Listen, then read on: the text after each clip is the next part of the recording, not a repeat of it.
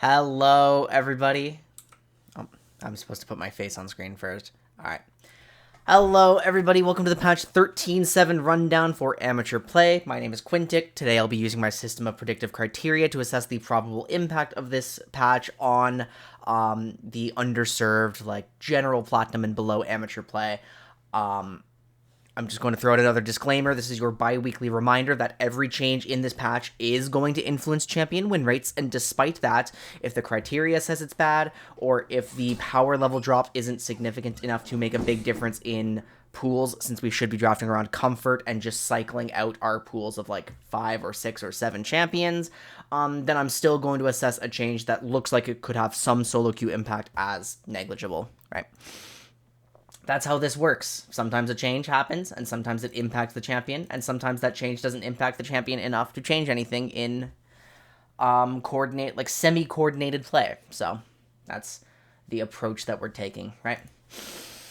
I'm not doing hot today. I'm kind of sick. I am going to have to spend a little more time on every champion. I don't know if that's going to kind of make it into the final cut, like of the YouTube video or whatever. I don't even know if I've rambled. You know what? I think I have rambled. I'm just going to redo the... Do you guys mind if I redo the entire intro? I think I'm going to redo the entire intro. I'm so, like, frazzled, like, completely. I think I rambled a lot. Alright, I'm redoing the intro. Alright. Hello, everybody. Welcome to the patch 13.7 rundown for amateur play. My name is Quinn, and today I'll be using my system of predictive criteria that I've been developing to help me assess the probable impact of the patch on all levels of amateur competition, with a special focus on platinum and below, the underserved levels there. I want to make this bi-weekly reminder that even though every change in this patch will affect the solo queue win rate of the champion, if the criteria says that the theoretical pick conditions don't change a lot, and if the power level drop isn't significant enough to kill the champion, then you're still going to hear me recommending that we don't make a lot of major changes to our champion pools, since amateur play is drafted around comfort. At most, I will suggest, like, maybe consider cycling some things in and out, and that's a you decision, not an overall meta decision, right? Don't overreact to anything, don't underreact to anything. We face reality, we recognize that what is occurring in this patch is probably not going to heavily impact our level of play, right? Despite that, this looks to be a kind of big patch. There's a lot of champion changes, there's some minor systems adjustments that do matter. And so, yeah, we'll get into it pretty quickly. Okay. I'm gonna need to drink so much water, guys. And I think I'm going to try something a little bit different, where I'm, like, actually updating my document while doing everything here. So don't forget. Jay Davis, good to see you. Ugh.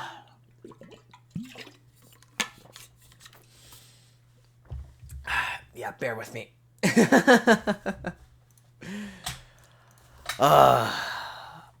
Okay. We're good to start. Okay, so Alistar is in the patch notes yet again, although this time it does seem to be a reasonably small base stat adjustment, right? He's been in the patch notes a few times, mainly off of AP ratio increases, and they were trying to promote more Alistar play by boosting his damage and just making him generally more useful, and, you know, it kind of did work to a degree. The two sets of changes together here. Hold on one second. Let's pull these up.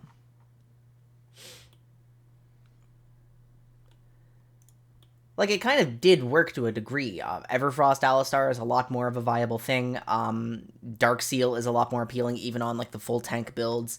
But obviously, the nature of Alistar means that, like, certain champions need to be, like, really prominent in the meta for him to be, like, an outstanding top-tier pick. Oh my god, I closed my chat for, like, 3 seconds, and all of a sudden, here's everybody. Other than the obvious, how have I been? I've been pretty good. Sorry, I'm getting distracted. I'll answer all the questions, like, as soon as we're done here. We have a base stat thing to plug in here. Oh, you played the long con. Yeah, thank you, Minoshi. That's an account that followed me yesterday, and oh no, they followed 2 days ago, and then played the long con on the promotion. You're going to see me getting really, really, really distracted today, guys. It is what it is, right? Base health 670 to 685.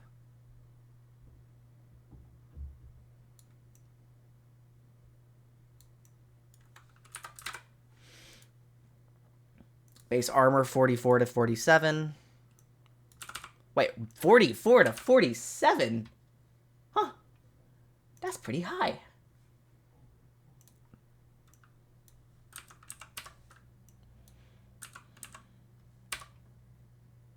And then health is 120 per level.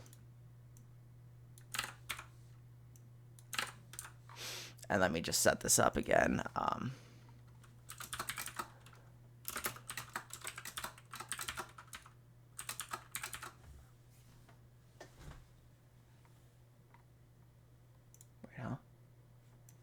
What are we confused about? What's broken here? G and H can't be... Oops. All right, M. Let's do an M. Yep, there we go. M. Beautiful.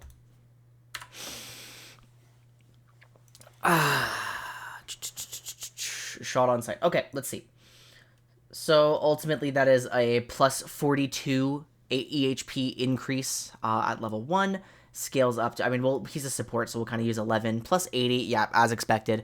This is technically within burst thresholds, but it's not like Alistar is getting bursted out anyway, and so we're not really making any significant changes here to our pick conditions. Yep, he's got his... Alistar's level 1, I agree. Alistar's level 1 is, like, piss poor. I don't think it's necessarily, like, the state of bot lane preventing Alistar's level 1 from working in general, because, like... I mean, it's more so, like, what's... Because, like, we're not in Giga ranged dominance forever anymore. And I do think he has his angles. I really do.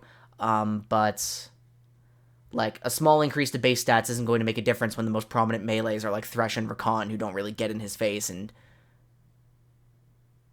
also outrange him, so they're more likely to generate early push, so they're not giving him, like, early level 3 roams or anything like that, and they're both very resistant to his tower dive, and, you know, like, all those things, right? So, right. Assuming they only take physical, yeah, less than, pretty much, it's less than an auto difference. 40 is the, 40 is what we consider our burst threshold, so if a burst champion loses 40 damage in a combo, or a champion gains 40 effective HP in early lane phase, then we do consider that, like, the bare minimum meaningful for, like, finding kills. So, like, it matters. It's not bad, but it's not good, right? That's just kind of the number that we've come up with after, like, trying to refine this and, like, comparing how patches actually influenced win rates, and that's where we started, at least.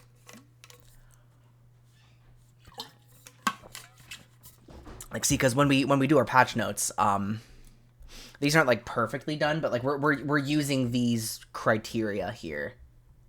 And you see, I'm not, like, fully done everything here, but...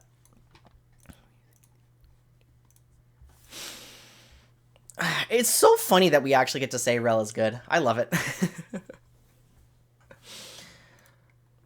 But yeah, I mean, you guys are just gonna have to deal with my, like, plague-ridden brain getting distracted on everything. The conclusion is that Alistar is very marginally better, and we don't change pick conditions, and we don't need to be spending this much time on him. Right. Yeah, I agree. Especially in, like, the overwhelming Radiant patch. Like, when Radiant Virtue was, like, cracked out of its mind. Oh my god, I loved Rel. And every time I bring... Okay, and this is our obligatory Rel player stop maxing E-second comment, because every time we bring her up, I say her win rate could be, like, 2% higher, but it's not. There's been no champion in this game that I've had a bigger turnaround on, like, in terms of opinion than Rel. Like, I did not vibe with her at all when she came out, and now that, like... But for some reason, nowadays, like, I actually really enjoy playing her, so...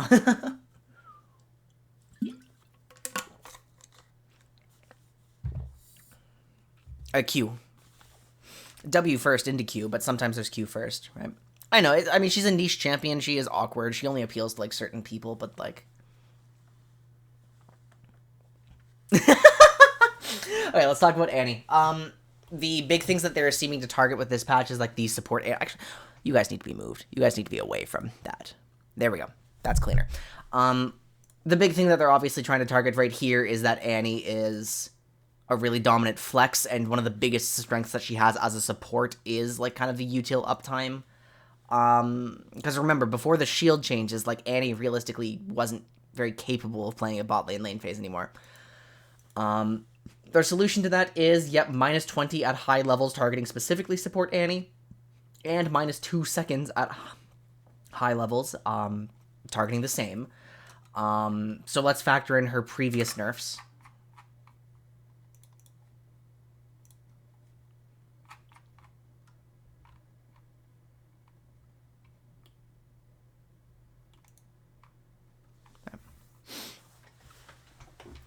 Yeah, I'm just trying to figure everything out right now.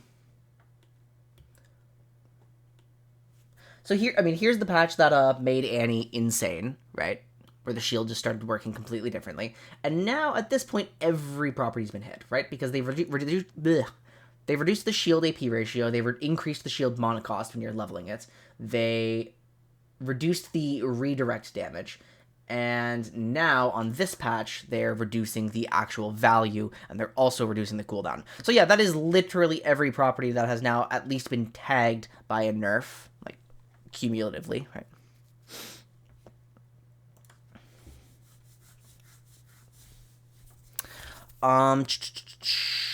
She's also super... Yeah. There's been that, Rod of Ages Emax second build, which just makes both herself and Tibbers, like, disgustingly durable. Where she just gets to keep cycling her stuns over and over and over. Like, I said when she got buffed, Burst Annie wouldn't necessarily be the best way to play her. It would make Leandry's Annie really broken, but I failed to consider the option of Rod of Ages. Either way, it's not Burst Annie being best, right? It seems people are... Yeah. Pro builds... What's up? At least on exactly this patch... Emax second was still way better. So I haven't kept up with her exactly since then. If she's not popular in mid and pro, she won't... Well, she is popular in mid and pro, right? She's popular as a flex. Although we should check her out again.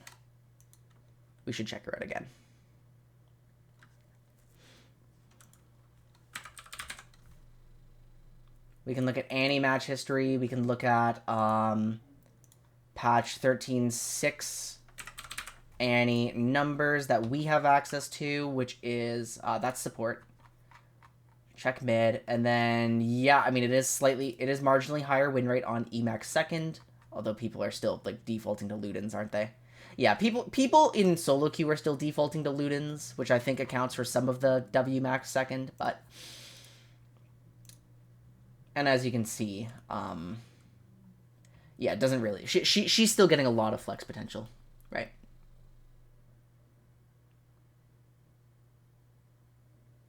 These are all within the past, like, several days. Yeah, nothing...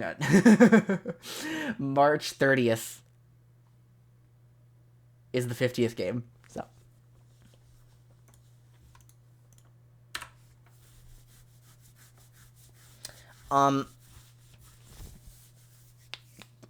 Yeah, I mean, we saw the 13.5, but Annie didn't get a nerf on 13.5, right? No, Annie did not get a nerf going into 13.5 or 13.6. So, that should not matter too much. Basically, the TLDR, though, is... A lot of Annie's competitive value comes from her flex potential.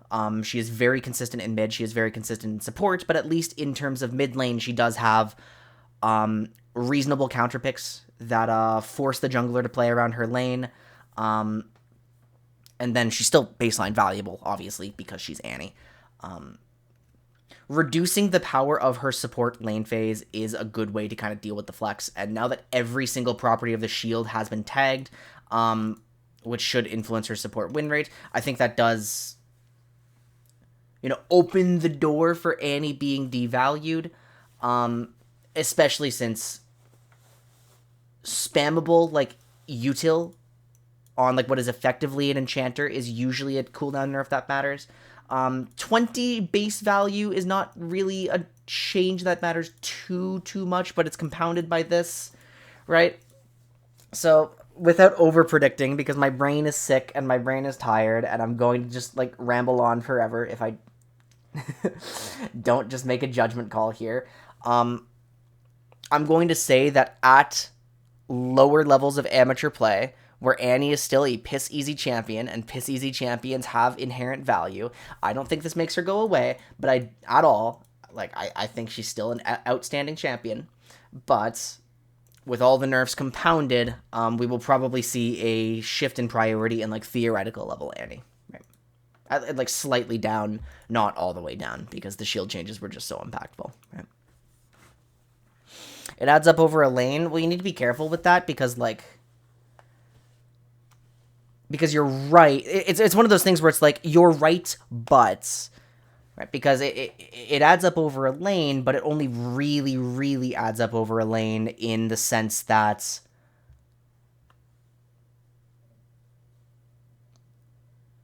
my brain imploded. It only really adds up over in a lane, like to a meaningful degree that like translates to a different outcome in a sequence if she's dealing with like poke, right? I mean, how many trades is she really taking? It adds up in the sense that it's harder for her to generate her stun. Yeah, but a hit to a base. A hit to a base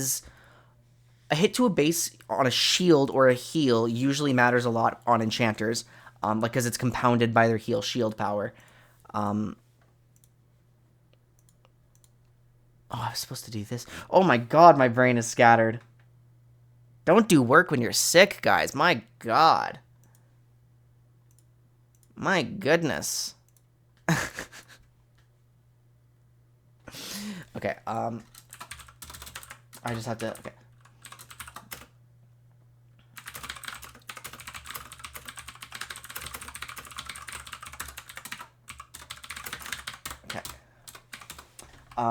Loses 20 base shielding and 2-second CD on E. Every property of E has now been nerfed since the changes to some degree. Expectation is that support Annie is not as generically strong. Slightly devaluing the flex. Oh, what am I forgetting here?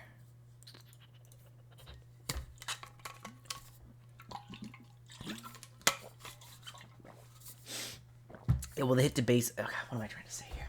We're all over the place, guys. Woo! It's a day. Let's get my, like, fresh out of the shower hair a little more out here. Okay, but at the very least, we can kind of agree with the conclusion, right? Where like this in a vacuum is not super huge. This adds up. Like, okay, hold on, let me check my cooldown criteria.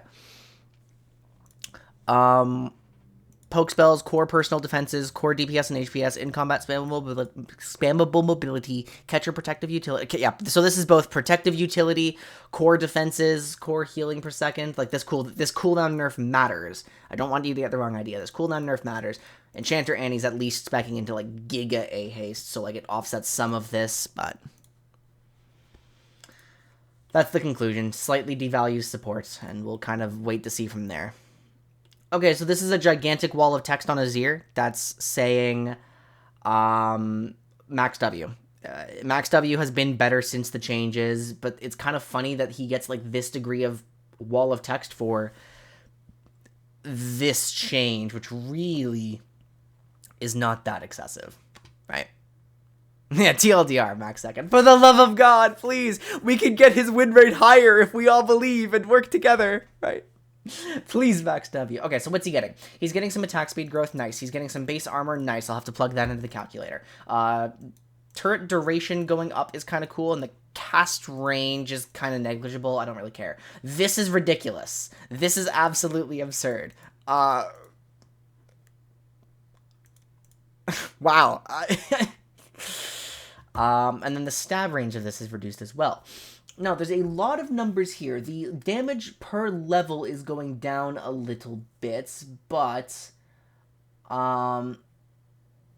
it ends up being a DPS buff by 10. Well, damage per hit, which isn't really DPS because your attack speed can go above that, and like it can be compounded by multiple soldiers, so it could be up to a plus 20 by level 12, like level 11 with 2 soldiers out, plus 30 with 3 soldiers out, right? Like the DPS has gone up. It's just usually when we see this type of change, we say, haha, DPS change to DPS champion, no change in priority, right? And then this is just like a skill recommender, so it doesn't really matter, right? And my mid who plays Azir says he's like pretty much almost going to refuse to max Q at this point, right? Like, that's ridiculous. The TLDR is that Azir's identity in being a kiteback mage who, like, needs to be in these control-style comps is really getting solidified here because it is becoming far, far, far less impactful over the course of these last few changes. To, like, dash in Shurima Shuffle, right? Like, you have to be absolutely sure that's the only contribution you need to make in a fight because it's so hard to actually keep your DPS up if they're running away from you.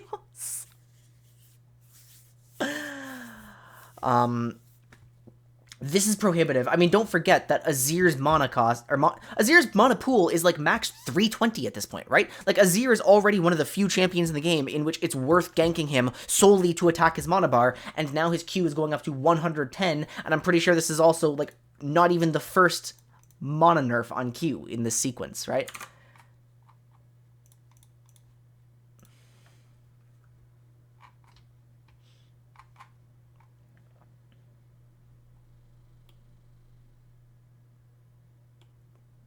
Yeah, it's not even the first. Imagine having mana, right?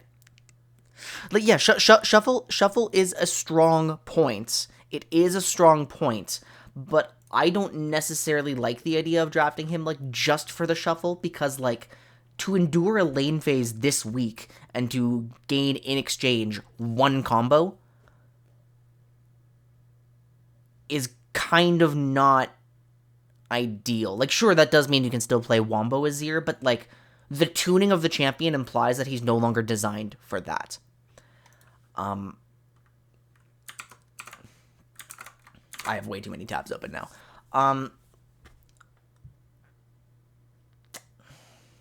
Maybe yeah, we have to plug it in the calculator, unfortunately. Okay, armor. 19 to 22. The armor growth is 5 per level. The HP per level is 119. The base HP is 550. And this is what we end up with.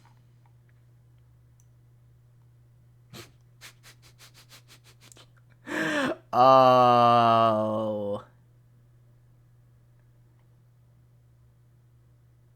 I mean, it takes until level 9 for this to hit any real threshold of durability increase, and even at 18, it's like plus 70, like...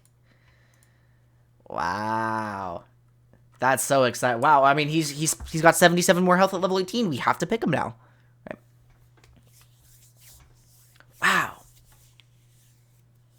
It's not negligible, no, especially late, but it's not pick condition changing. It's a win rate buff, pretty much.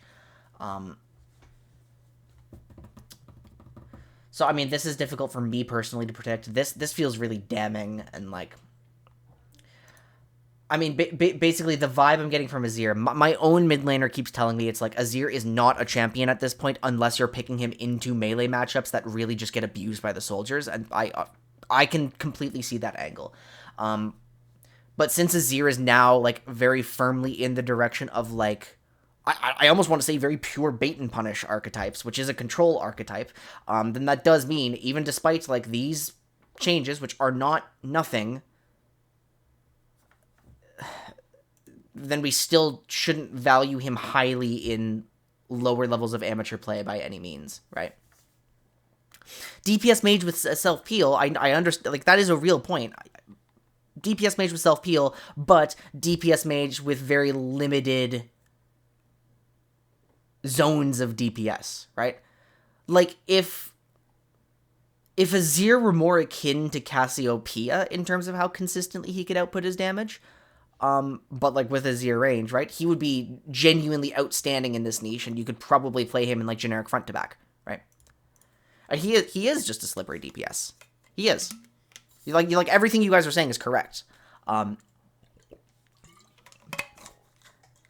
The bigger picture of it all, though, is that the best ways to play Azir are still not the optimal ways to approach the general level of amateur play, right? And he would have to be, like, I think, noticeably higher DPS. Or, I mean, like, maybe I'm being too harsh on him. Maybe. So, the reason I'm now thinking I might be too harsh on him is because, like, yes, if you give him enough lockdown and enough slows and stuff like that, then I'm sure he could put out, like, some really obnoxious levels of deeps, right? And you could probably play, like, an orthodox front to back with him. Depending on the level of amateur play we're talking about. Well, like, even... I mean, like, anything platinum and below is just kind of, like, too weak to play. I mean, I should know. I'm platinum and I'm fucking terrible. So, right. We've got good analyst brain and bad player brain, right? So we don't pick this guy. We never do. We don't. And then once we start approaching the level of play that can handle control comps, right? Once we start approaching the level, like, so that's like probably Masters Plus, that can start handling control archetypes, then I do think he has a place. But just because the target audience for this show is lower level than Masters, then I just have to strongly encourage that this isn't enough to make you cycle Azir into your pool, right?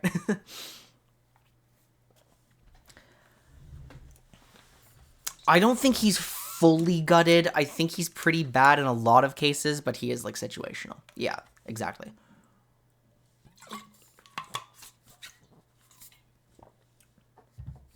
Like, individual control champions can be good, but champions that rely on control archetypes are not. Oh. Okay, so this is back. Graves is receiving his critical strike damage back.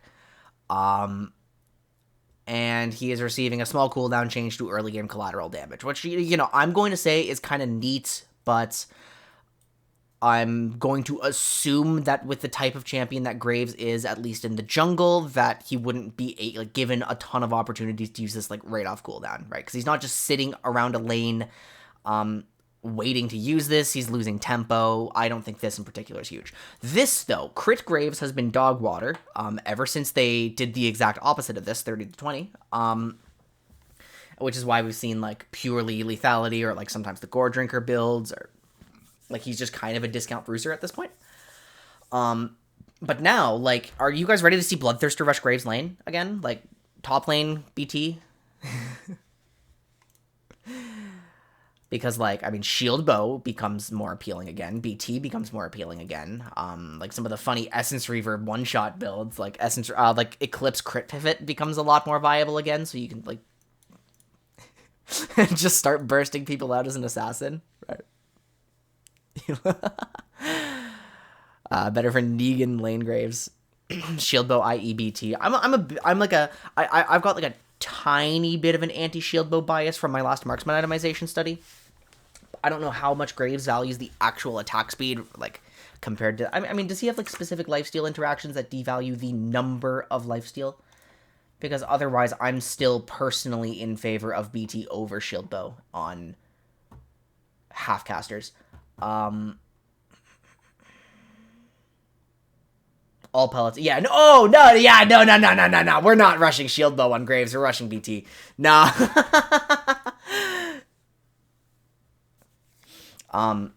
The TLDR of that particular marksman itemization study, though, and this was done before the BT nerfs, but I believe it still holds after the BT nerfs, specifically on half-casters, over the course of a laning sequence, the only value that Shield Bow has over Bloodthirster is attack speed. So if you're not a champion that values that attack speed, the higher lifesteal number, the shield that can be replenished and used more often in a laning sequence compared to BT's Shield Bow's cooldown, it kind of just means, like, half-caster marksman would value BT over IE. And then it still, like, gives you the option of going shield bow later if you need to. It still gives you the option of going, like, Kraken if you need to. It gives you the option to go, like, Eclipse pivots if you need to. Like, I would go, so now we have to decide if Graves is actually following standard marksman itemization. Because if he was following standard marksman itemization, then that still wouldn't immediately answer our question, because the entire point of standard marksman itemization is just supporting your capstone, but capstone can still go on third rather than second, depending on what's more important. It would be likely that in Graves' case, we would probably go IE second. Because, like, if we've already fulfilled the role of shield bow in our builds, then we don't need to rush to get it. We're not, like, the best Kraken user in the world. We're not the best Gale Force user in the world. Yeah.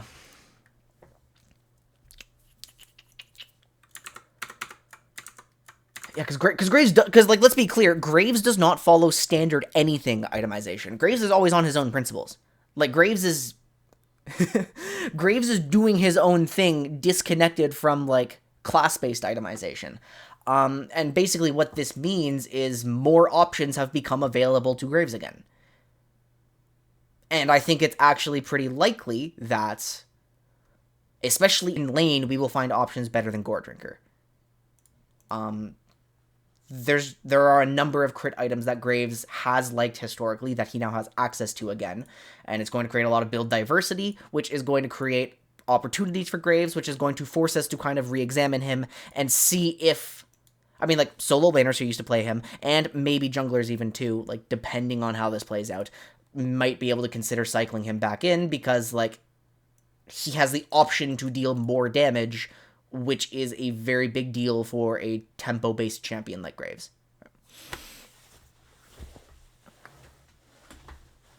His best mythics are not great for him, but the cool thing is, I think this makes it easier to just bypass a mythic. Like, I think Gore Drinker is actually completely fine if you're picking Graves in, like, literally optimal Graves conditions, where, like, everything is playing at the range where he can just shotgun what's at his face. Like, that's fine. There's nothing wrong with it.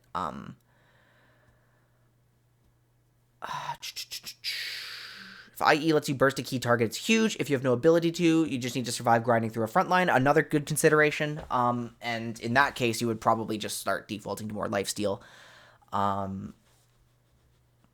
But again, that's exactly my point, right?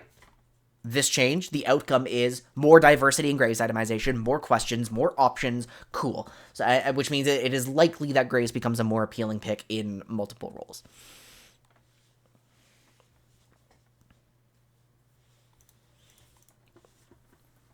Depends. I don't think jungle will go into crit. That depends entirely on just, like, how oppressive the BT is again, right?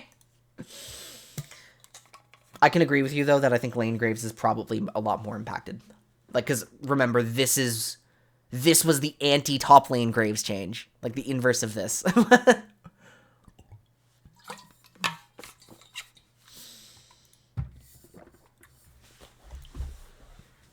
Callista. The ceremony duration is down, which is just a nice quality of life thing for getting out onto the map, and attack damage growth is going up. Well, problem solved, guys. Callista scales now. Yeah! Problem solved. Yeah! Yeah, needless to say, this is, especially on a champion who doesn't even get the full value of AD on her auto attacks, this is kind of a nothing burger, and we are not changing any opinions on Callista after this patch.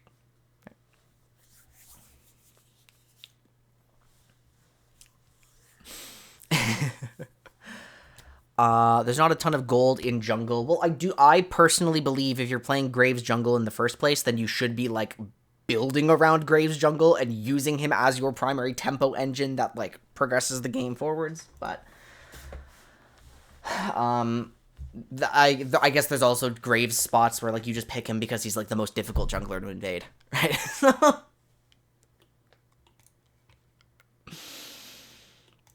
Yeah, we'll see. We'll see. Again, we don't need to dive too deep. I am at the point in my life where I have finally recognized that, like, I don't need to be right on everything. I just need to know what questions to ask. I don't need to overanalyze. I just need to know the direction to move into over the next 2 weeks. And that's a big, like, stress-reducing technique, right? I just need to ask the right questions. And we're having a conversation on the questions, which is nice. But I've got 2 weeks to figure everything out. So,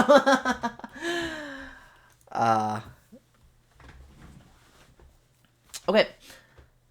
Katarina. Katarina is gaining some damage. Which is kind of cool. they're hitting the weirdest ratio in the entire game. This thing is so disorienting every time I see this ratio. So let's just start from the beginning, right? The intention is to make non-Sunderer Katarina builds stronger. And what do we get? We get a 5% AP ratio buff on Sinister Steel's magic damage, so that's on your daggers. 5% buff, multiple daggers throughout a combo. Like, so this technically is in one single combo before passive resets. A 10% AP ratio increase. Which is ultimately a plus 10 on Nashor's completion, which is similarly to Talon last patch, not one of those changes that increases any burst windows during the early game or during the lane phase or anything like that, but one of those changes that will eventually, in Giga Snowballed state, start to matter. Again, as we learned with Jarvan, like way back, the predictors that I have for ratios are slightly misleading, and since I've been spending all my time on, like, developing my own skills as a player rather than an analyst, we haven't gotten around to correcting those criteria, right? So, the TLDR that I would predict from here, though, without, like, really, really, really heavily defined principles, is that this makes Katarina just, like, better on, like, 2-item snowball. It's kind of small throughout a fight. Like, if you manage to get multiple daggers throughout a lane, actually, it's kind of good. It increases her short trades. If you manage to get multiple daggers throughout a team fight, like, cool. Not anything to panic about, though, is my initial impression. And then there's this hilarious ratio where it's just the physical damage per dagger is increasing by an attack speed ratio. Like, if you've never seen this ratio, it's, like, so messed up. So what it means is Katarina's not gaining direct damage from this attack speed ratio. It means building attack speed increases the AD ratio per dagger of R. So if you're building Nashers, you're not getting significantly more damage here because you're not building AD to go along with it. This is supposed to hit, like, those weirdo Kraken Slayer builds and stuff like that, right? Chad is successfully calling out Blade of the Ruined King. That's definitely a good call out. Definitely a good thing to keep in mind, right? Funny thing, by level 6, it's basically the same. Oh, do you mean just the natural attack speed? Does she have a natural attack speed scaling that, like, offsets this little nerf here? Okay.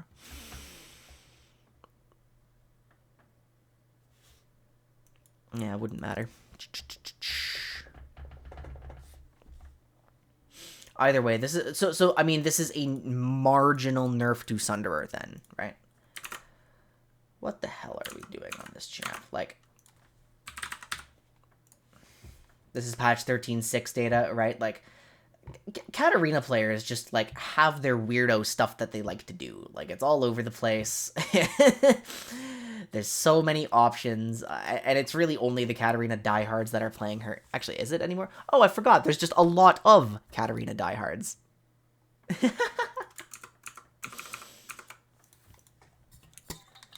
I mean, my understanding of Katarina is that she's just so grossly inconsistent. She is so snowball reliant. She is so mistake reliant that, like, no amount of damage change is ever going to inherently make her a viable competitive pick. That said, like, Katarina players, enjoy your experimentation with, like, some alternate builds and just see what happens, right? Maybe your Blade of the Ruined King thing goes crazy. Maybe your 10% ratio over 2 daggers.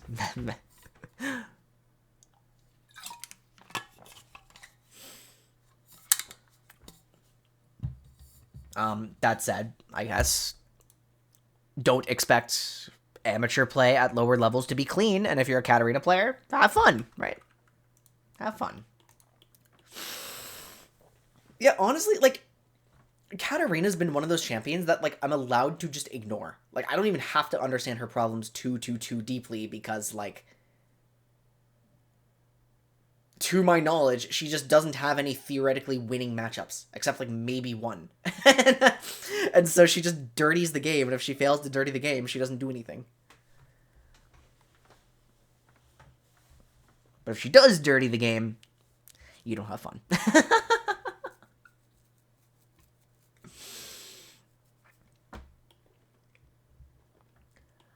Okay, yeah, we're just gonna make that have fun Katarina players conclusion, right? Okay, Kha'Zix. They are saying that Assassin Kha'Zix is not nearly as good as Bruiser Kha'Zix, and, you know, I think that's kind of a fair assessment. They are making the isolation range smaller, so it is, like, enemies would have to be more clumped. They are nerfing the evolved slow on Void Spike. Now, the isolated slow, I don't think this really makes a significant difference because at, like, a 90% slow, you're already... I mean, are you dealing with, like... No, the soft movement speed cap is a speed increase thing, and then there's a hard movement speed cap on the bottom. Either way, I think you're very likely, like, almost at that hard movement speed cap on the bottom anyway with this change, so I'm not too concerned. This one actually does matter in terms of, like, raw utility, and so it's a little bit sad for Bruiser Kha'Zix, but I guess they're just trying to avoid, like, the expected RWE one-shots, like, level 11 Kha'Zix assassin builds going too crazy in terms of util as well, right? I guess that's what they're doing.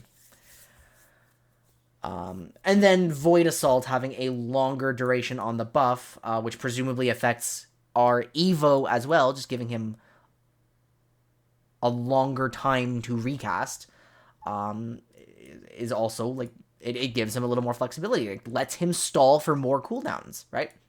It lets him use his first charge, do something, jump out, wait for a long time, use his second charge with cooldowns, like, more easily. Very cool, right? It is hard to evaluate. It is hard, like, because again, is Kha'Zix consistent enough in theory play? Like,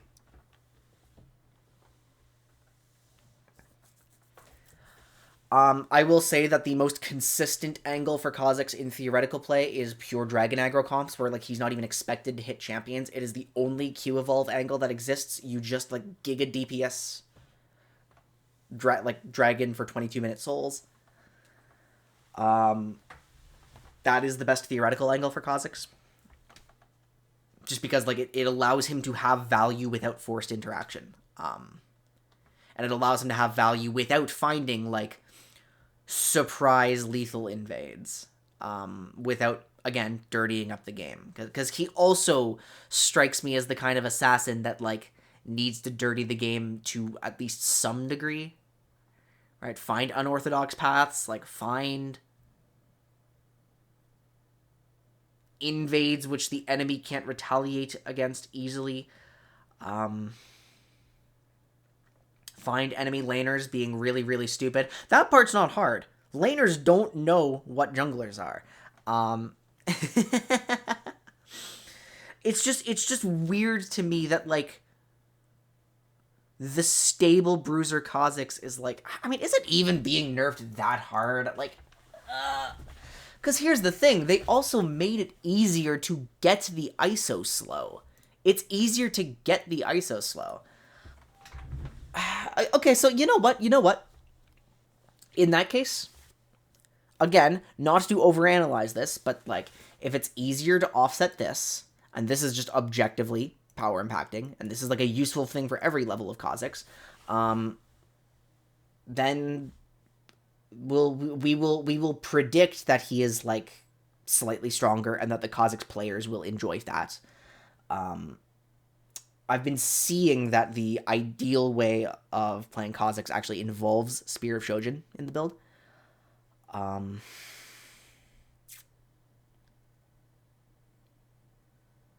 Don't think that changes too much.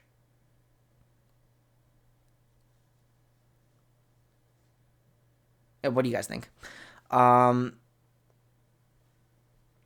You actually think he's one of the less dirty AD assassin junks. Okay, well, yeah, Rengar is like the most dirty. Rengar is like the most extreme. Well, I can see where you're coming from, because like when you get to itemize Kha'Zix like a bruiser, he actually does have that consistent value, no matter what happens, right?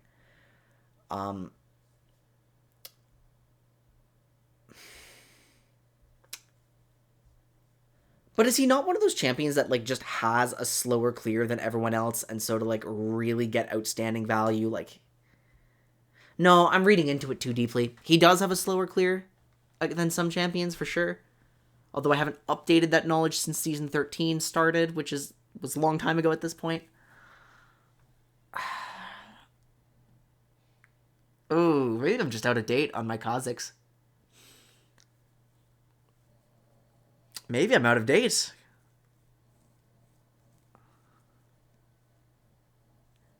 Maybe I got a brain disease in my head on Kha'Zix.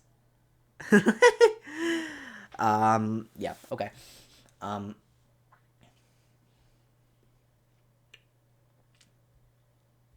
Then I would invite you all to disregard all of the context that I provided on Kha'Zix, because I am starting to doubt it, and I do not think I'm qualified to actually give a ton of context on Kha'Zix. So, again, let's start from the beginning. The part that I do know for sure is that Bruiser Kha'Zix is more consistent than Assassin Kha'Zix, and Bruiser Kha'Zix, with Spear of Shojin in particular, has been one of the highest win rate ways to play him, and I completely understand why, just off, like, raw A-haste without, like, extreme Black Cleaver value, right?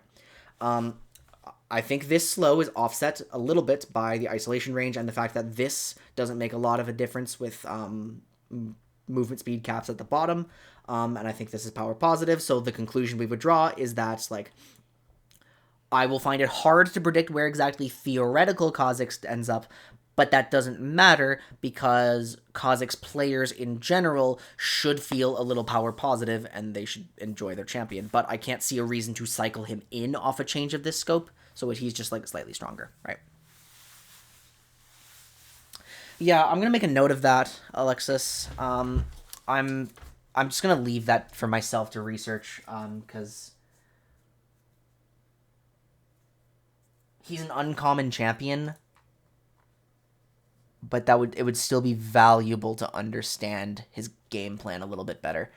I'm gonna make a note. Yeah, like this does happen to me sometimes, where it's like, oh shoot, I haven't thought of this champion in like a year. Am I out of date? Like.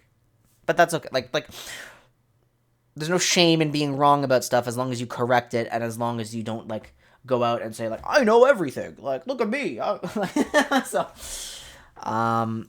where do I write this note? The best place to write this. Okay, I'm just gonna write this note right here.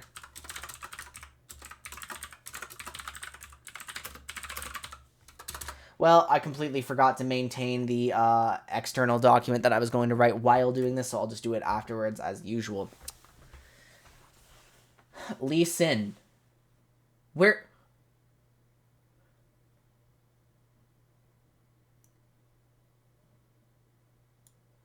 nerfing Lee Sin?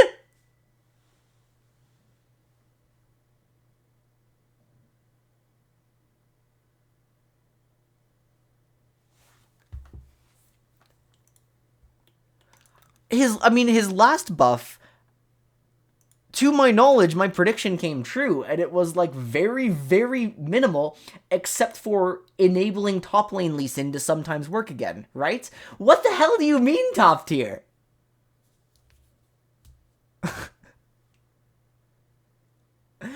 Alright, that's a clear speed nerf, which doesn't matter in Platinum and below Amateur at all. It starts to matter in Diamond Amateur. Sure. Giga picked in Pro, but not necessarily deservedly. It's just because, like, Pro values, like, skirmish aggro style play. So, like, pro players pick Viego outside of Viego comps just because he can fight things. Which, you know, now that I'm being taught the intuitive approach to things, I get it. Still doesn't mean he should be nerfed. Whatever. Okay, Olaf finally catches a nerf for his solo queue top lane win rate. And that nerf is a small reduction to early attack speed at high health. Wait, not high health at all. Wait, hang on. How does this work? What's going on here? He's picked because their current stuff. Oh, because Lee Sin's just going to be like, oh, look, my stuff's nerfed. Let's play Lee. And then Riot's like, we don't want that. Let's nerf Lee. But, like, Lee's fun to watch even though he's bad. Like, so, is that really that harmful? Whatever. Lee is fun as a spectator. No one will be concerned. No one will complain about high Lee Sin presence. Unless you're, like, upset that the pro players are drafting badly. But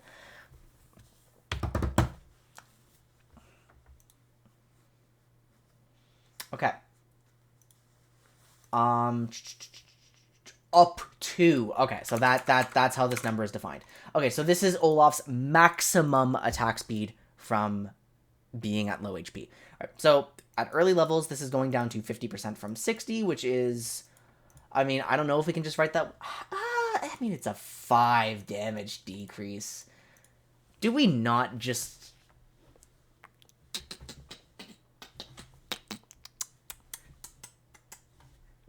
Let me contextualize this for myself.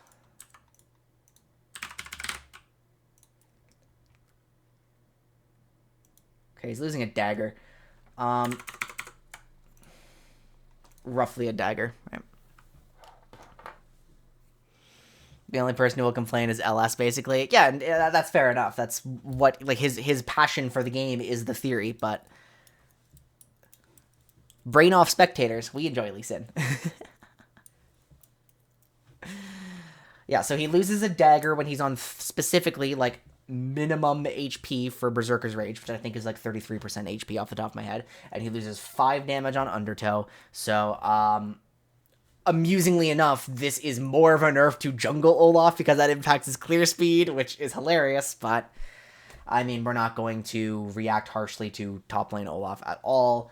Because the kind of, like, we would read this as DPS nerf on a DPS champion, and it's not, like, significant, so we wouldn't be concerned, right? Dude, I want to see Fiddle. I want to see Eve. I want to see Karthus. I want to see so many picks, like.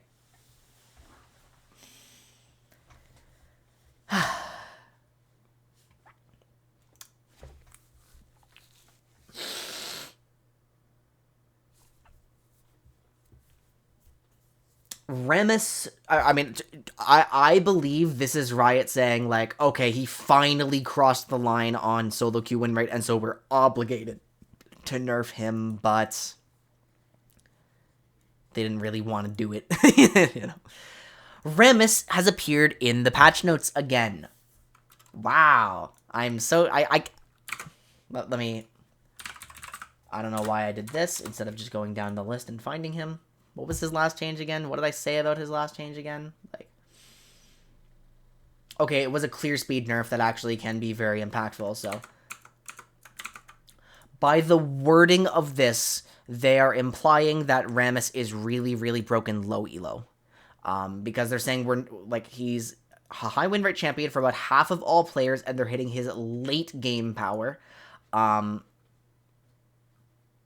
And that does insinuate, of course, that that's where he's underperforming. Actually, we can find out, right?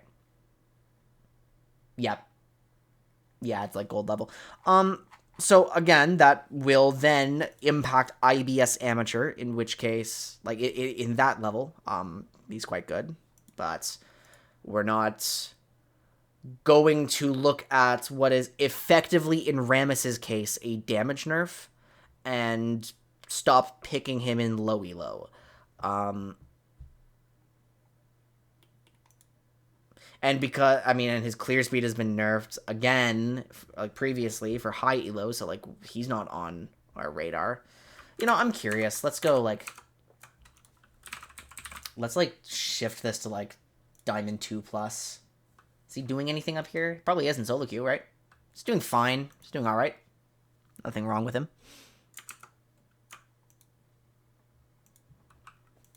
Yeah, so W is, if we're saying in chat again, W is last max, which I really should have checked.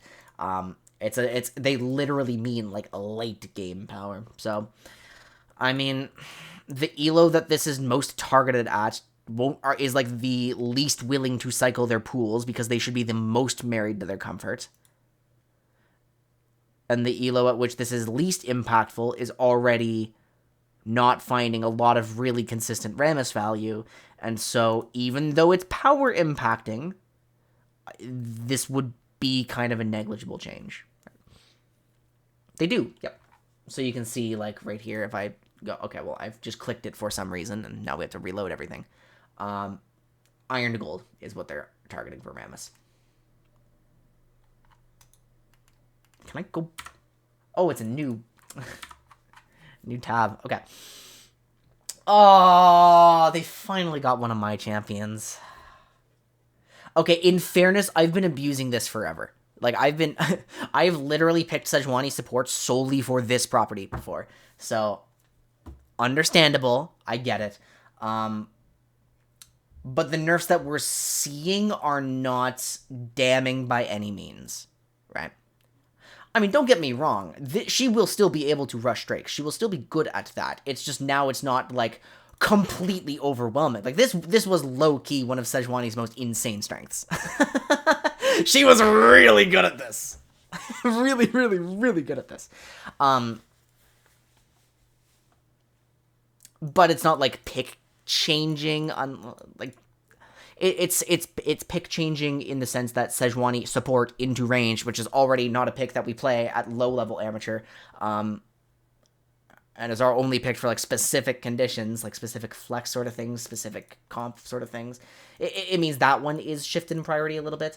There is a 1 second change to a mobility spell, which does matter, and it is CC output, which does matter. At the same time, we have access to some ability haste, and this is not a cooldown nerf on in-combat spammable mobility, and so it's not the kind of cooldown change that we would look at and say, this is really significant, it's only a little bit meaningful. And then the Glacial Prison cooldown is also getting hit by 10 seconds, which again is meaningful. It is a window limiting ultimate, but it's not on a pure aggro champion, and so we can probably endure that to a degree. Like, we're not super scared. It is a nerf to multiple distinct aspects of a champion's power, and that type of nerf we usually say is power impacting and is a little bit pick condition impacting. However, I must now say, let's say that we are a team that plays tank junglers, and we look at the overall power level of other tank junglers in the game. Does this reduce Sejuani below that level? I still don't think it does. So, despite the fact that we will have a weaker Sejuani, I believe it's only to a small degree, despite our criteria say, like, because all of our criteria says, like, this matters a little bit. And yes, Sejuani still can spam her E on epic monsters, and she will still do them very fast. It's just not going to be so oppressively fast that, like, if you have a moment where the enemy can't see you, you just do it. It's just going to be still very fast, right? So, I mean, yeah, my conclusion is that, like, teams that rely on tank junglers will still value her very highly.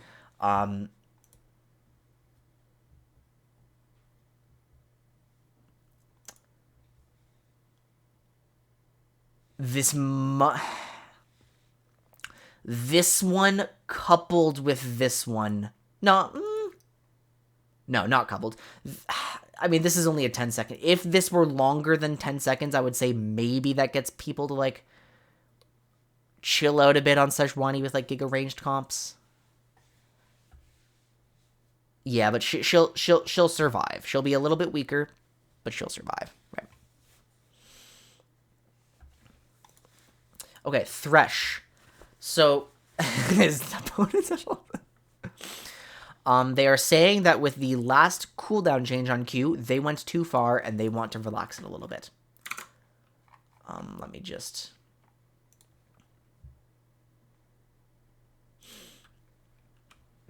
And in fairness, they did go pretty far. It was a little bit silly. Thresh did effectively have a hook every 6 seconds, not factoring in the A haste before this, right? Now it's every 7 seconds before an A haste, before factoring an A haste, which is still quite good. And Thresh still did receive all of those damage buffs over a long period of time, and all of that together finally made him a playable champion again. So rolling back 1 second when he had previously received 3, and then all of the other buffs, not gonna get rid of Thresh. My first question, though, is if this property is no longer, like, really ridiculously overtuned, do we start relaxing our Thresh pick conditions, like, a little bit and just, like, start using him more as, like, that kind of defensive pick again? Like, is Thresh really, like, defining the meta? But then, like, another part of my brain says, Quinn, that's 1 second, don't overreact to that. Like, he'll still be strong, especially in levels of play where this hits more often than it should. So, yeah, we don't, like... Wow, a lot of changes that, like... I guess I was right to give that disclaimer at the beginning, because there are a lot of changes where we just do not make pool changes off of them. Because first pick Thresh will still have value in terms of, like... Okay, first pick Thresh is extreme. Blind... Let's change our terminology a little bit and use the correct words. Blind pick Thresh can still, like, have some value, just... because it's still quite a good partner for stuff like Jinx, so... Like, we'll still find Thresh value.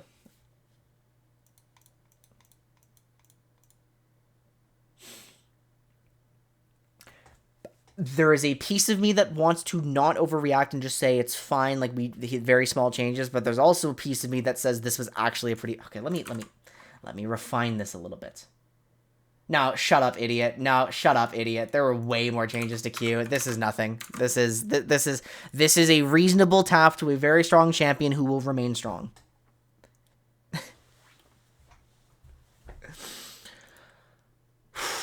Ooh. Wow.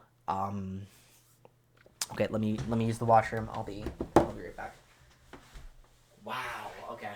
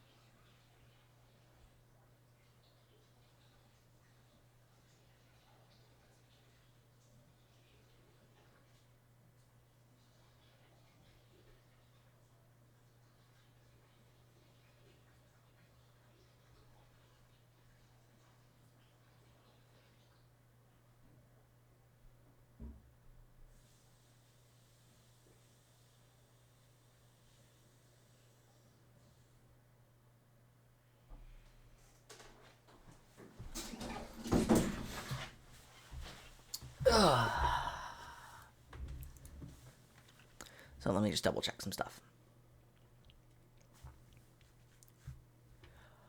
Okay, the timeline of Veigar.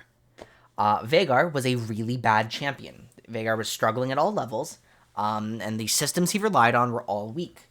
Veigar then got an increase of 100 units on range to his Q and his W. And that, despite not dealing with his poor systems in the background, did make it far safer for him to farm. and it did give him more value because it was easier for him to get to his strongest points. In response, bot lane Veigar got like really, really powerful, and on the last patch, it was 12. It was 13.6. Yep, on 13.6, Veigar got a non-threshold decrease to his early W damage that might be wave clear impacting, and I forgot to follow up on that. But he also lost like 120 effective HP versus physicals. And that does make him weaker, and it does make some of his pick conditions harder. However, bot lane Veigar is apparently still too strong for their comfort level. And they are really like gimping his damage at early levels. Like they are saying, you are getting to 16. Right? You are getting to 16, and not only that, like the ratios all scale with ranks, so like they don't. It almost implies that they don't want Veigar leveling his cage second, which has been best for so long, and that cage is such an important part of his value as a champion, to the point that it literally warps the item system around him and makes items like Dead Man's Plate actually look usable, right?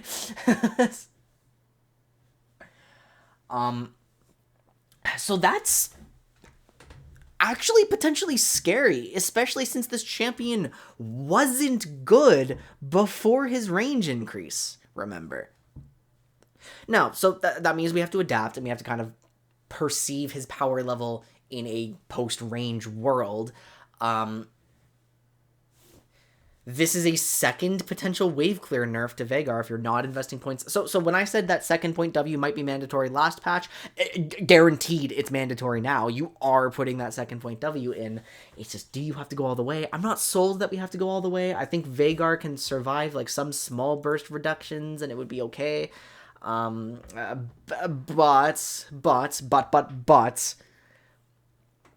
I am now absolutely certain that he should legitimately feel harmed for building Seraph's Embrace rather than going into like the specific Veigar itemization principles that like he loves, right?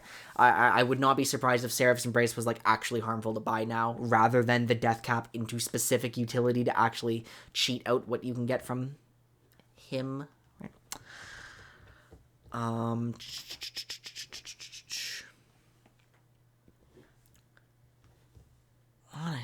Yeah.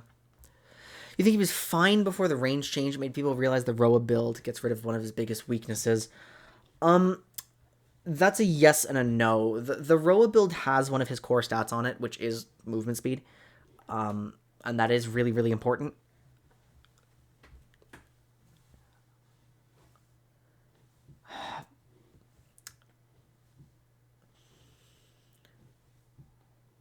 Truthfully, I would argue that the nerfs to tenacity as a whole were probably more power impacting than just switching to Roa. I mean, don't get me wrong, I think Everfrost is quite poor in its current state right now, and Roa is always going to be the better option. But there was a period where he was, in fact, very terrible, and I think it's probably more accurate that a combination of Rod of Ages and tenacity and all that, like, affected him before the range increase, right? I think that's a fair compromise. Because I agree with you that Rod is better. So I don't know why I'm picking a fight. That's my worst habit. Someone will just say something, and it's, like, so marginally different to my own opinion, and I pick a fight over it. Like...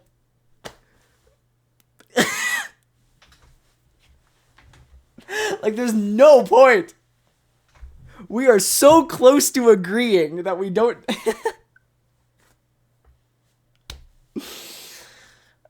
say an opinion. This is bait. This is... I've been giving opinions the whole time. Yeah, that's fair. That's fair.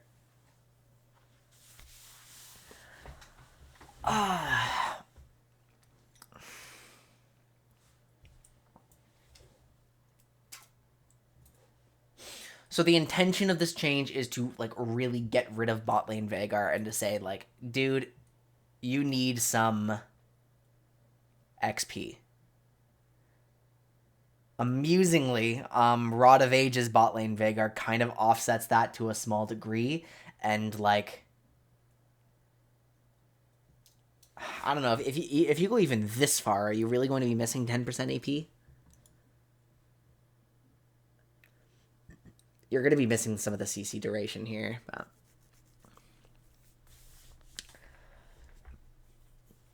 I don't know, this feels bad. This feels unfortunate. This, like, really...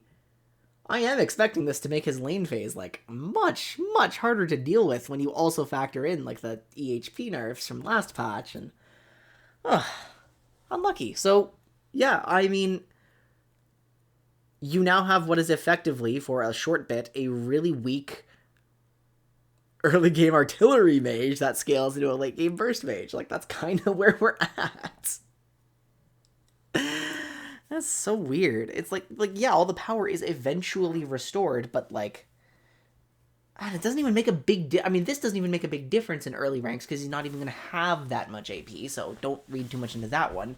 It's just this might hit wave clear. This will hit burst damage. This will... Am I overreacting? Hang on. There's something in Twitch chat. What is it? The offset at higher levels to make up for the weaker early game doesn't really matter. Yeah, I don't think this 10% AP, like, matters. It's, like, this matters, though. Like, this sucks. This doesn't. This, as a whole, is not super impactful. This is completely fair and balanced. This shouldn't have been a thing in the first place. I mean, so obviously, I mean, we can agree that this is a net nerf for Veigar, right?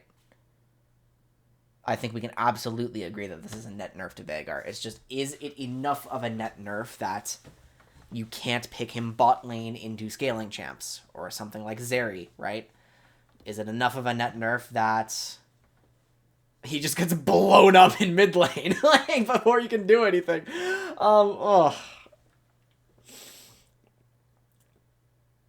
The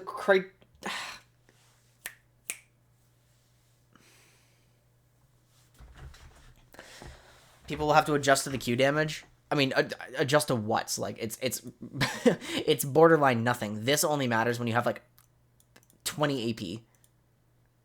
I don't even think there's anything to adjust to here. It's just... It's this. Okay.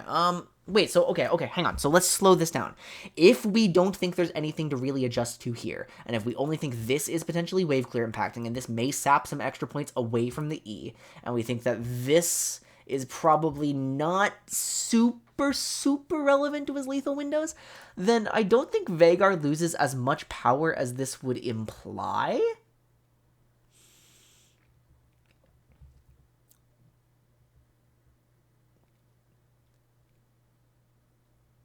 But he's probably offering a little bit more of a scaling handshake to some things you shouldn't give a scaling handshake to if you're just going to blind pick him. And losing points in cage sucks. So, I am going to make a prediction that it is manageable. And just the impact of this change will come down to entirely, like, if we're able to solve a problem with skill point distribution and if it's impactful to wave clear and if it's, like, you know, that sort of thing. So, numbers change that unfortunately my criteria in its current state can't really handle very well, so we have to wait to see what happens. But it looks harmful, but not damning. Yeah, okay. Stop it! Okay. We've got so much to do.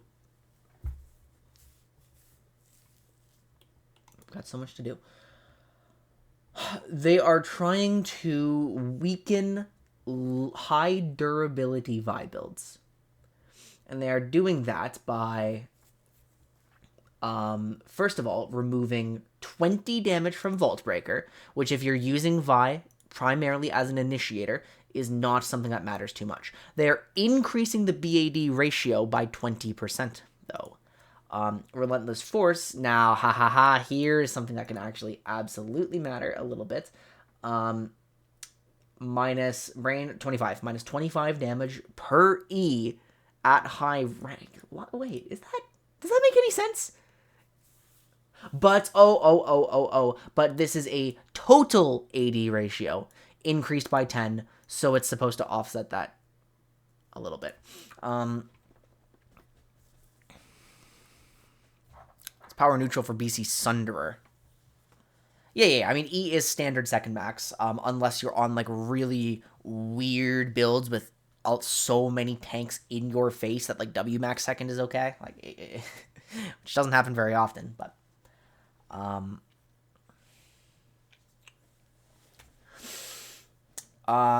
mean, is it...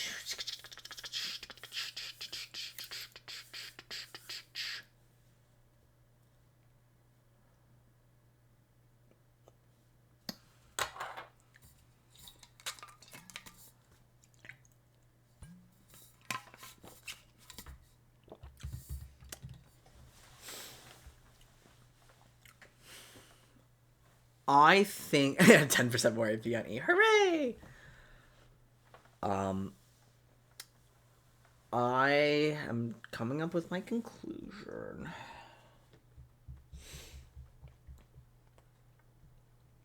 Look, okay. So I personally believe that theoretically, optimally drafted Vi probably is the Sunderer version in single target blow up comps that get people's resets going and stuff like that. And in that sense, she will be stronger. But in practical play, once we remove ourselves from the realm of theory, people are just picking Vi for basically the sake of her R button and for some early skirmishing. Now, this won't change anything for early skirmishing. And if people are just valuing her R regardless of the rest of her kit, like, anyway, then even though this is absolutely a within threshold loss of damage by 13, we don't care about the threshold on those particular builds.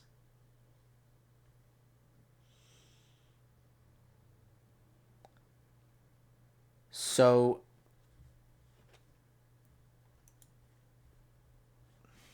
the conclusion is that, like, theoretical Vi is actually a little bit better. And practically drafted Vi doesn't really care, but should feel a small damage decrease. That's kind of neat, actually. I like that. She's popped up as an answer to Zeri? Yeah, pretty much, yeah. And then, like, people realized, I mean, there's just enough champions in the meta that combo with her. I mean, she's pretty much Renekton. Not exactly the same way, but, like, she's pretty much Renekton in the sense that, like, she just will set something up for you. Renekton is based. True. True and real.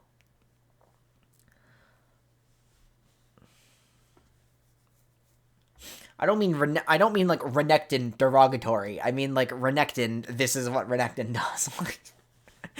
You know, like...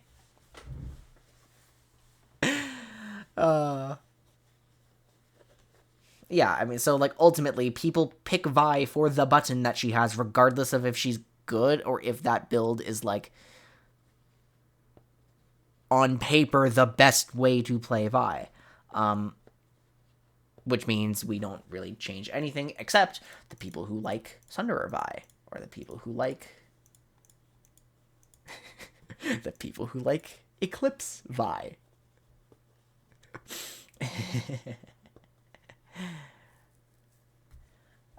Okay. Yeah, that's my expectation. Okay, this one's actually really window limiting on Wukong. Okay. AD nerf, clear speed impacting. Attack speed nerf, clear speed impacting.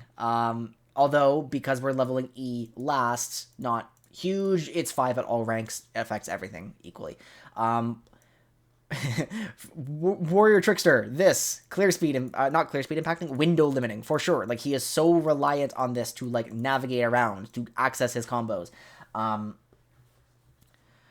Wukong without his melee support setup probably will be useless. I'm not going to lie. It probably will be useless. Wukong within his, like, melee support synergy sort of things, like where he doesn't have to go first and it's easier for him to set up his flanks. Probably still playable. This is going to be the type of nerf that is most dramatically felt at actual pro level, where they optimize for the clear speed a lot more and actually do gain advantages off of it.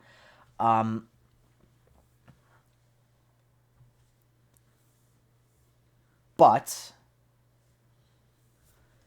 I do expect this to be at least a little bit felt for everybody. Without touching the damage on his ultimate, low-level amateur will still be able to find value out of him, no question, for sure.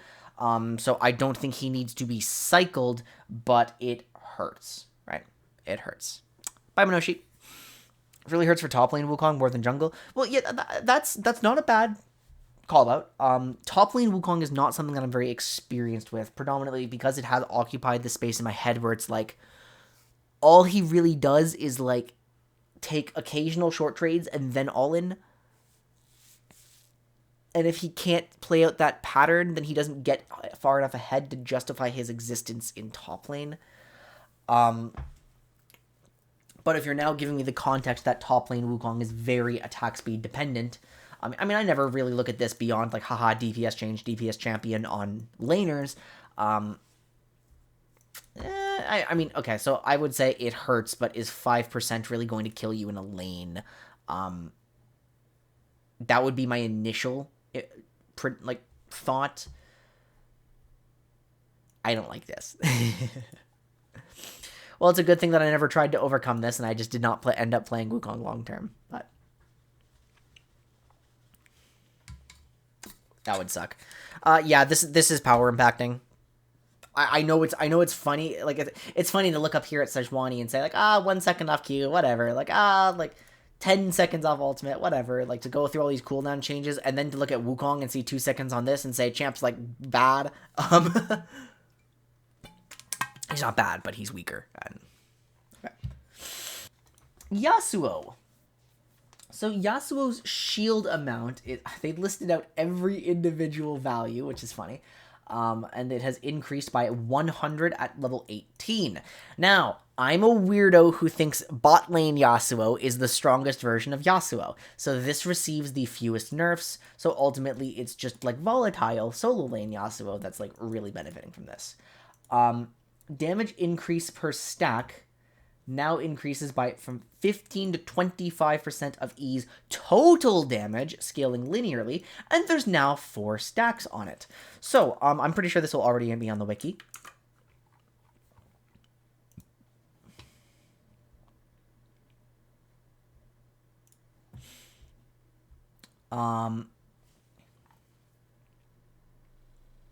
So it's now affected. It now affects the ratio. It now affects the the AP ratio. What?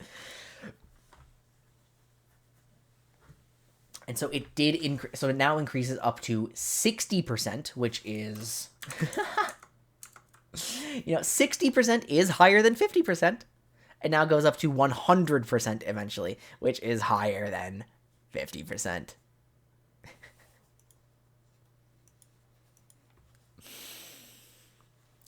It seems like this is amazing for good Yasuo players. Well, keep in mind, you now need to stack it up 4 times, like through the wave, and you will only be able to declare this realistically on a champion once. So you want the higher damage one.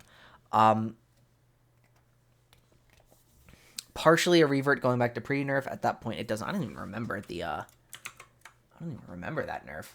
When did that nerf happen? Oh, it's a revert to like these the shield at least on durability update, which is pretty good. And that's probably what you were talking about.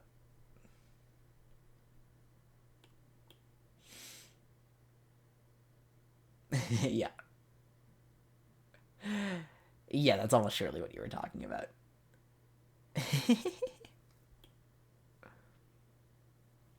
At one... Oh, so that was a long time ago then. Let's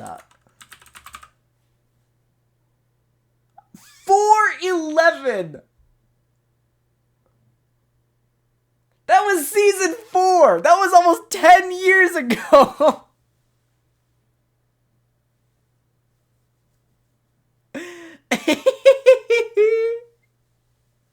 So you just get 100%. That was the era of level 1 E Yasuo. I'm a baby. I started in season 6.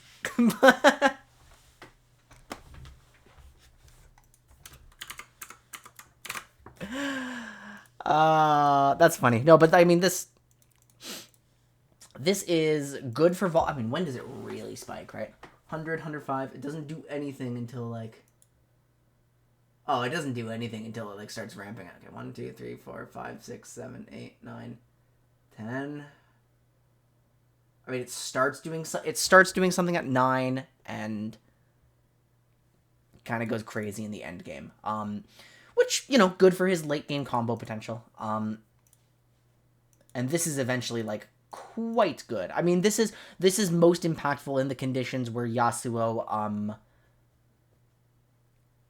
doesn't just immediately open his fight with R without doing anything first.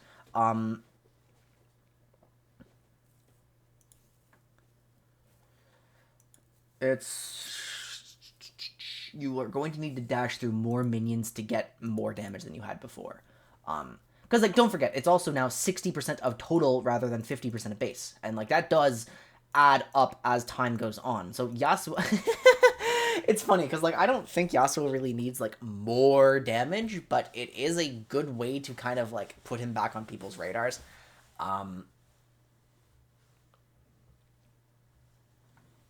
Yeah, I'm just imagining the positions where Yasuo is actually drafted and where he feels really, really, really good. And these particular changes don't dramatically increase his power in those, so I would say it's a small positive change for existing Yasuo players. However, this will eventually get very out of hand if he happens to be in a side lane, so that does actually make him a lot more threatening in melee mids. Like, just if you want to, like, full spice up the game, right? So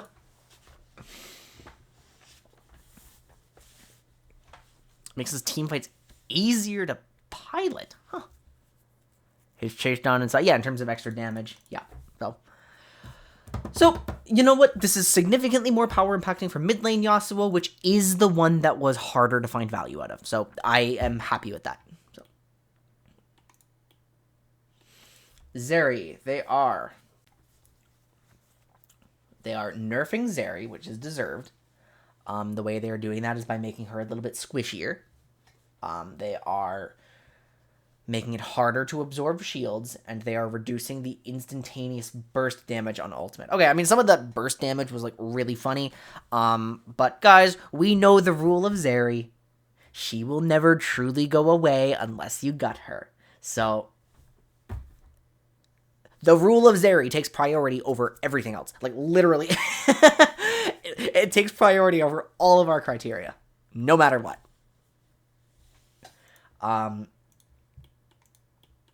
Her base kit just, it's too comfortable. Like, it's too valuable. She does as advertised very well and very reliably, regardless if she's doing 1,000,000 DPS or 1,000 DPS. Like, it's cut down takeable. Yeah, let's actually check the exact EHP values. I think it's worth checking that out before I draw a conclusion, right?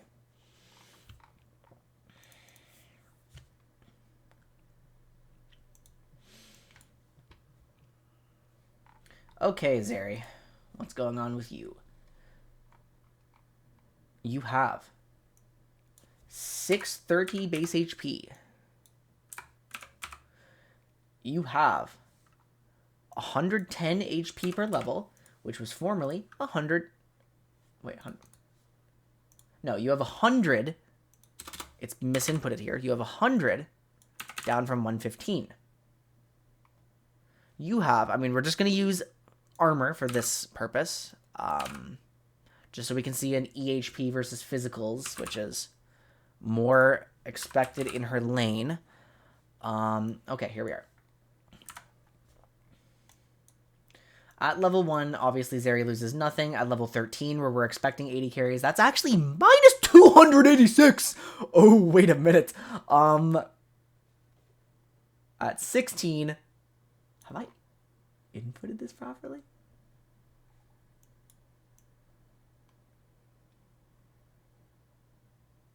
Have I done something wrong? Hang on. 4-2, 4-2, 24, 24. Yeah, no, it's...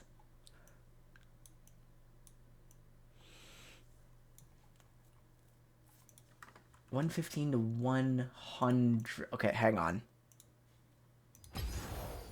Maybe the wiki was right and the patch notes were wrong. Because the patch notes said 115 to 100, while the wiki said it went down to 110. So let's get rid of anything that could give me HP. Okay. A spark is all I need.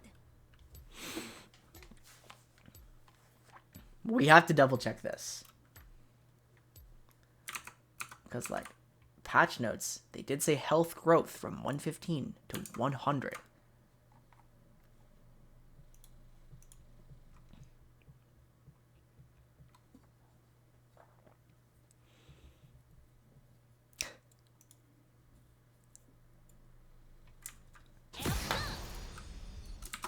Wait, what?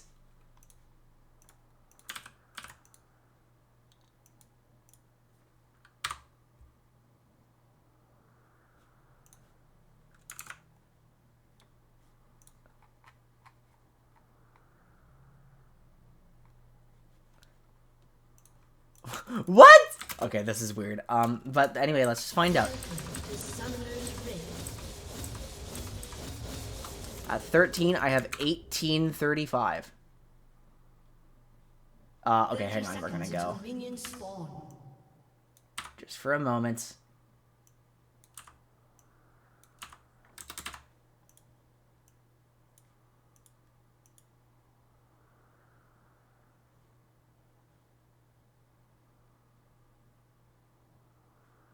Yes, okay, and if I were to do...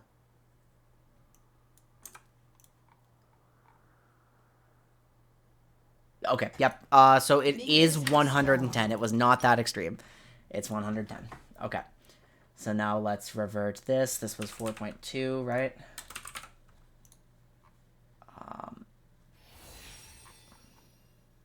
And that was 24. Okay, so now that we have the real number, at level 13, Zeri is... Okay, that's a lot more real. I don't know why my actual patch notes are wrong throughout a refresh, and everyone else's aren't, but that's rare. Okay, so at level 16, it's 135 HP effective HP loss. At 13, which is more common, it's 95. So minus 100, you know, is still a hit, especially to a champion that's not like Giga short range, but that is not so extreme that we don't say the rule of Zeri persists. In PL. Wait, PL? What region is PL?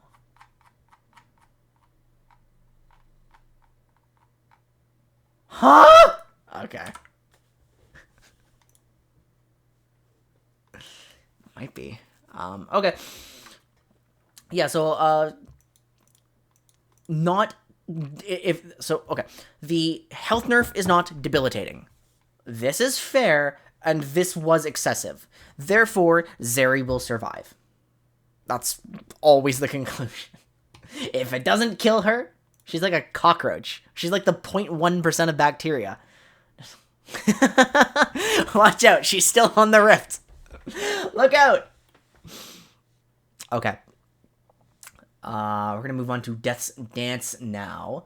And they are partially reverting Death's Dance, which is kind of cool.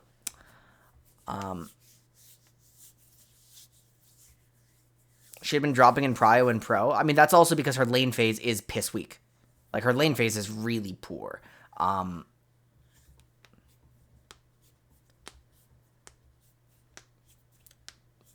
her priority can drop without, like, you know, killing her. Maybe we get lucky. Maybe we get lucky, and this, like, because we did say long-term, this version of Zeri would probably be healthier. Maybe we're finally seeing a balanced Zeri that is not killed, but is not everywhere. Yeah, we've got a non-on-hit champion rushing Berserker's Greaves just because of her ultimate, so... Anyway, Death Stance, they're doing a partial revert. Now, in current bruiser itemization, I see literally no reason to build this ever over Black Cleaver, Spear of Shojin, Sterak's Gauge. There is a fourth one in there at one point that I forgot. Maw is still good. Ravenous is still good. It's like DD just doesn't feel like it cuts it on a pre-pivot offensive item, right? So what they're doing to it is they're removing 5 armor, they're removing 10 AD, they're giving it its haste back, they're making the recipe more comfortable because the Caulfields is back, but the bleed is not reverted. So, I mean, it's got a better stat distribution, I mean, as long as Ignore Pain is not, like, completely overwhelming, I still find it really hard to justify this in a conversation against Cleaver, Shojin, Sterak's, and the only pick condition that I could see arising from this would be, like, very poor Cleaver users in jungle, or people with, like, a lot of income who just get to splash this in, like, for fun. So I would anticipate no major change unless, like, your specific champion has something crazy that I don't know, because I'm not thinking about every 160 champions in the game when I'm talking about Death Stance. I'm just thinking about my standard bruiser itemization and how it fits into everything. So I'm not concerned. Catalyst, they are buffing the HP, but now it costs 1,300. So, that makes it reasonably harder to use on, like, it makes it, like, a bit weaker on component rushing tanks. The big loser here is Taric. The big loser is Taric. The mages aren't, like, the rod mages aren't becoming durable as quickly. I mean, were they really hard rushing Catalyst, or were we on Blasting Wand on a lot of those champions? Asol was, at least. Yeah, it sucks, but the champions who would still get really absurd eternity value in component-heavy tank itemization systems are not going to necessarily stop building Catalyst. I mean, especially since Abyssal Mask is actually slightly more appealing now, so they actually have something to finish it into. The mages are not going to stop. They're just going to take a little bit longer to come online, and that can be a little bit sad, especially since, you know, this is valuable on scaling mages. Rise is sad. Yep. At least one more wave. Well, that's 105 per wave, not including cannon, right? So 2 unless you happen to have, like, an extra, unless it lines up with a cannon wave. Yeah.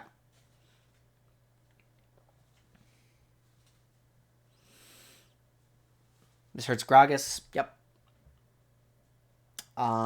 Anybody who was using the Catalyst to, like, stifle their lane.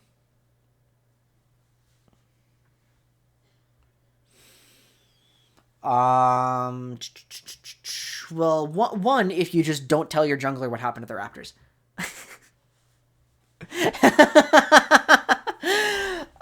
Does Spring Futures in a meta? Well, I personally think it should have been the entire time.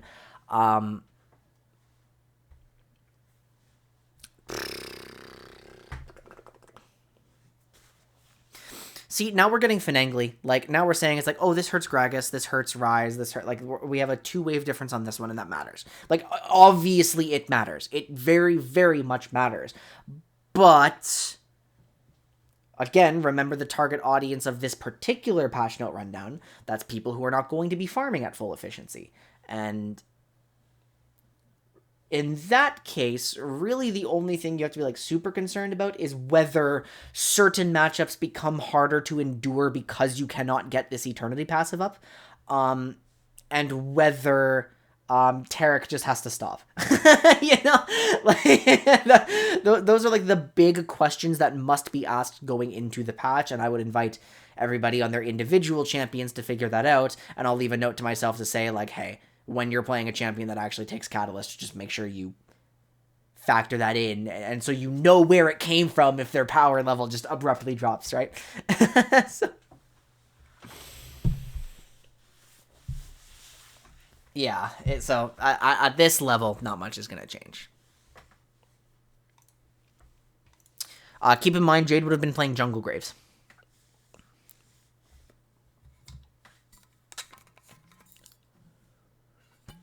Grievous wounds now apply their Grievous on targets who have a shield, which is just a quality of life thing that should be in the game, so that's fine. And that's it. We now also have off-screen pings, which is kind of a nice feature. Improvements to verbal abuse and intentional feeding. Nice.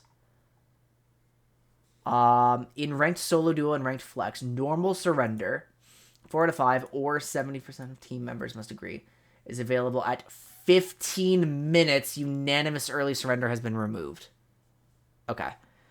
And they're running an experiment in specific regions, not the ones I play in, where autofill is removed in norms. All players must choose unique primary assignments, and a priority role, a secondary role must be a priority role. Okay.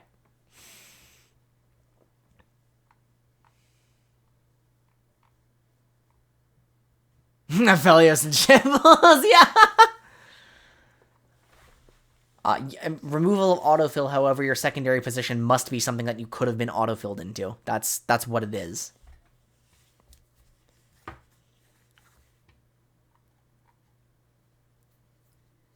Right, which is weird. We'll see.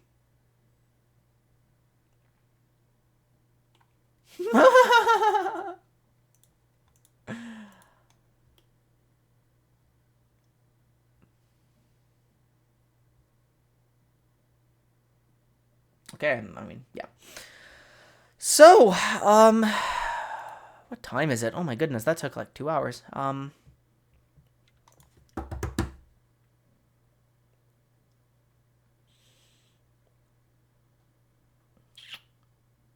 Okay, here's how this is going. Yeah, first I have to conclude. Yeah, so that's the patch. And quite a lot of these changes should not, again, incite changes in champion pools. The apparent most impactful ones would be like some potential anti-flex devaluation, some potential Graves solo lane, like intense value increase. And beyond that, I mean, as long as we keep track of what happens with Veigar, beyond and Wukong, beyond that, everything is reasonably small. Where most of these changes that are occurring tap either theoretical power level or attack things that specifically pros would value a lot. And so for the sake of us, not a big game-changing patch by any means, right? Yeah. Hear me out, Graves bot lane. Really funny with Blitzcrank, to be honest. That's the only condition I know about. It's not, like, real, but it's very funny. It's...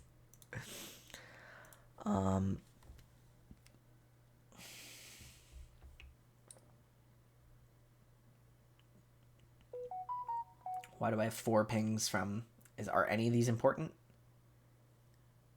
Okay, one of them is clearly an ad here because it didn't appear on my phone. I'm just trying to make sure there's nothing I need to deal with before, like, concluding.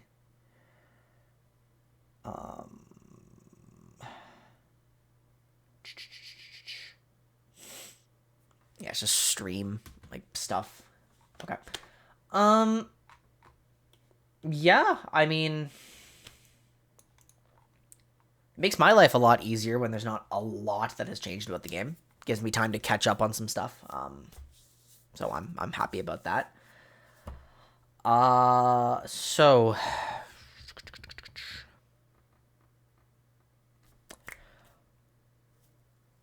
I am going to... Yeah, I mean, I'm still sick. I'm congested. I feel gross, and I'm going to need to go eat something. But I would probably still like to spend my time playing some cards, so we'll boot up Legends of Runeterra anyway, and I'll just like see what amount of time I'm able to commit to it. Because it's been like, how long? Yeah, it's been a few days. It's been like 4 days since I've actually put any effort into climbing or improving in that particular game. So, whoops. So I will probably do it. Any thoughts on rotation? A little weirdly implemented, to be honest.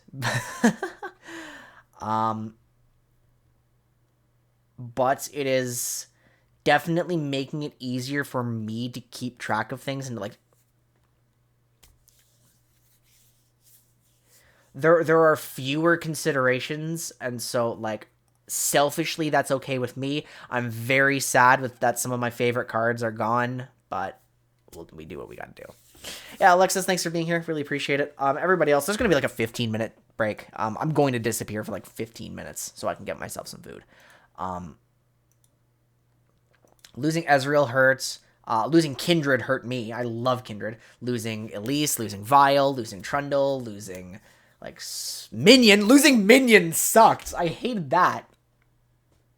Ugh. Okay, but yeah, I'm gonna wrap it up here. I'm going to put on some music, and I will be back in like 15 minutes, and we'll play some more.